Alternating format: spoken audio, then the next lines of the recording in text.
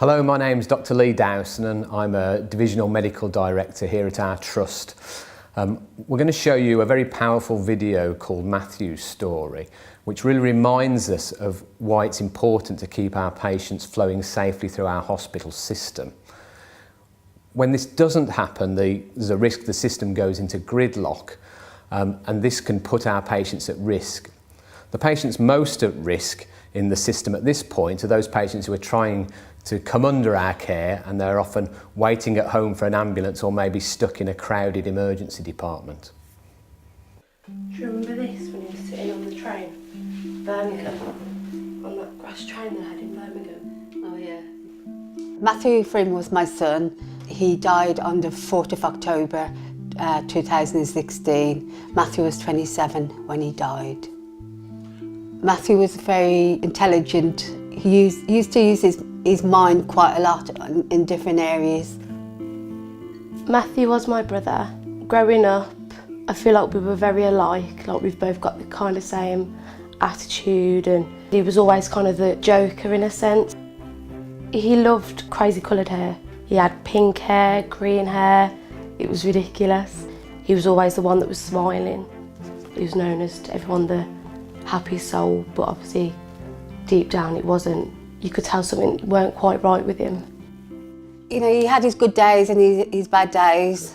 Matthew never really talked much about the way he was feeling, so he just sort of struggled and went on with life the best he could.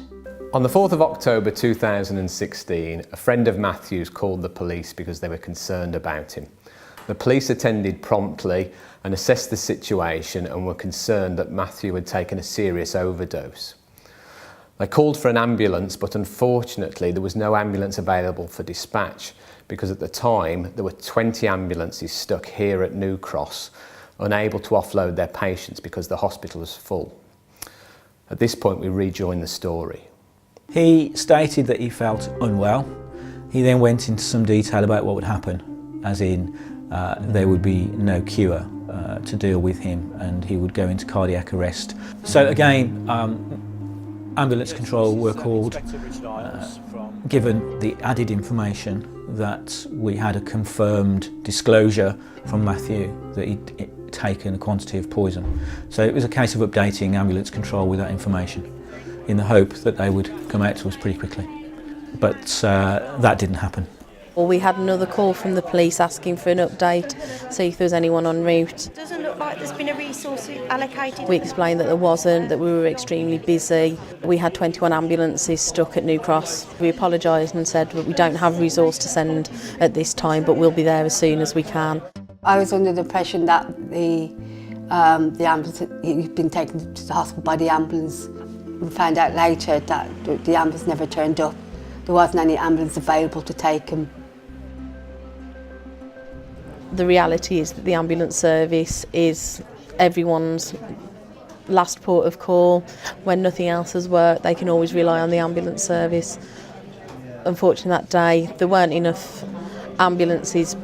The root cause that evening was that we had 2/3 of our resources stuck at New Cross delayed because they couldn't hand their patient over. Monday the 3rd of October was a very challenging day for us operationally. Patient flow through the ED department was compromised for a number of reasons, mainly due to the fact that we had patients waiting at admissions.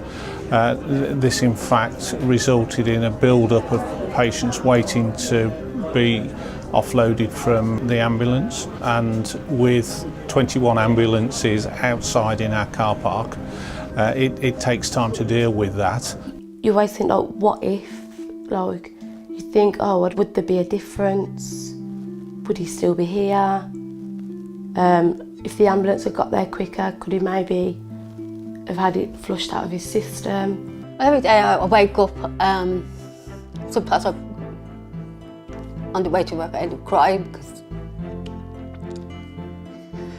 because he was my son and I should have been there more. And maybe if he did get there a bit earlier, I could have had a chance to say goodbye to him, and I didn't.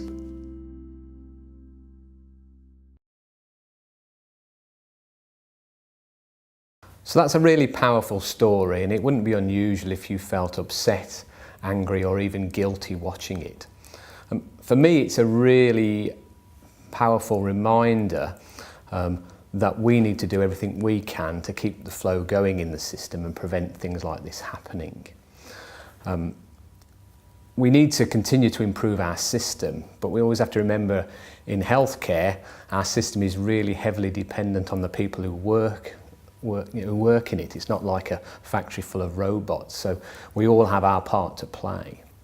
So it's really important that we admit only those patients that need to be looked after in a hospital bed, and that we ensure that every day patients get care that adds value to their journey, that their investigations are done promptly, that their treatment is delivered promptly, and ultimately we get them back home where they want to be as soon as they no longer require that hospital bed. What you can see here is a slide demonstrating the whole hospital system. And if a block appears anywhere in that system, all the patients that are before that block start to stack up, and that blockage works its way backwards into the emergency department and out into the community where our patients may be waiting to come into hospital.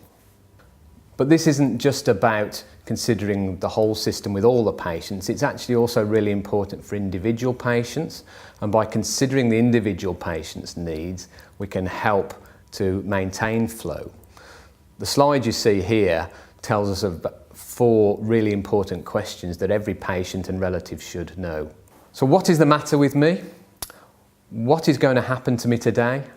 When am I going home? And what do I need to do, or where do we need to get to so that I can go home?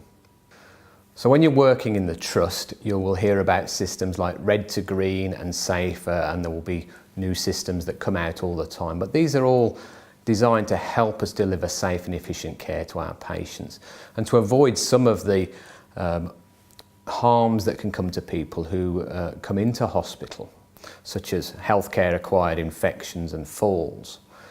We know that if we admit an 80-year-old to hospital and put them in bed for 10 days, they will lose 10 years of their muscle mass.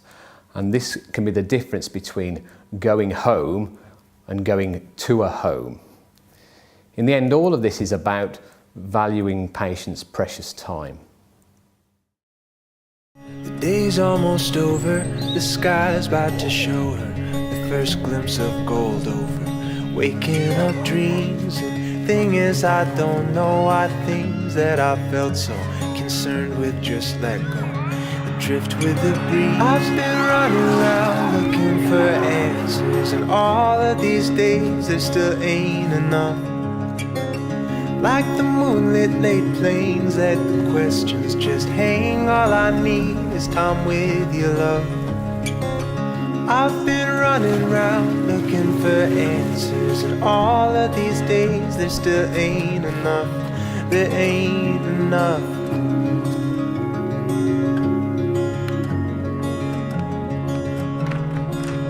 Time with